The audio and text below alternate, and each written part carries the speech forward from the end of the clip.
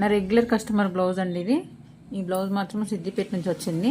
తను ఒక 10 బ్లౌజులు అయితే తీసుకొచ్చింది. ఇటు వచ్చినప్పుడు మాత్రం ఇచ్చి వెళ్తుందండి. అయితే నేను చేసిన మిస్టేక్ ఏంటంటే ఈ బ్లౌజ్కి ఆమె తను కట్ వర్క్ అయితే ఇవ్వమని చెప్పింది. నేను మర్చిపోయినా.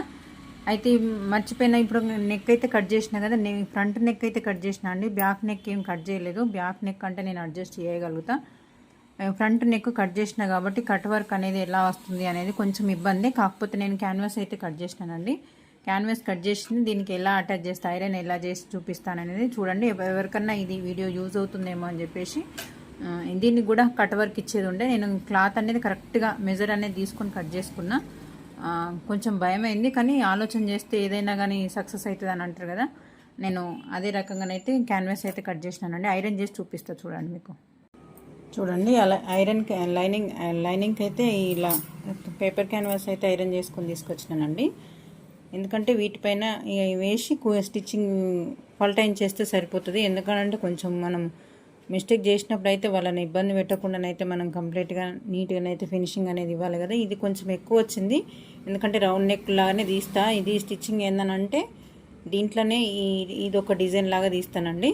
స్టిచ్చింగ్ చేసినాక ఈ బ్లౌజ్ మాత్రం మళ్ళీ మీకు వీడియోనైతే షేర్ చేస్తానండి, నేను ఎలా స్టిచ్చింగ్ చేసినాను అనేది. చూడండి క్యాన్వాస్ అయితే ఇలా ఐరన్ చేసి పెట్టుకున్నాను. బ్యాక్ పార్ట్ కూడా నెక్ అనేది ఇలా చేసినానండి.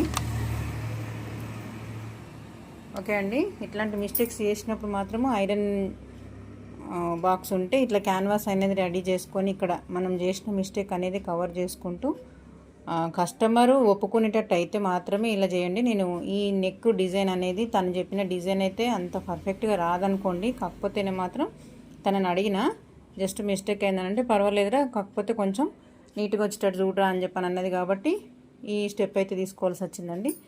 మీరు కూడా ఇట్లాంటి మిస్టేక్స్ ఎప్పుడైనా చేసినట్టయితే కామెంట్ బాక్స్లో కామెంట్ చేయండి. వీడియో నచ్చితే లైక్ చేయండి ఫ్రెండ్స్. ఈ వీడియో ఎవరికైనా యూజ్ అవుతుందేమో అని చెప్పేసి వీడియో షేర్ చేస్తున్నాను. నచ్చితే లైక్ చేయండి. మరిన్ని వీడియోస్ కోసం మన ఛానల్ని సబ్స్క్రైబ్ చేసుకోండి. Thank you.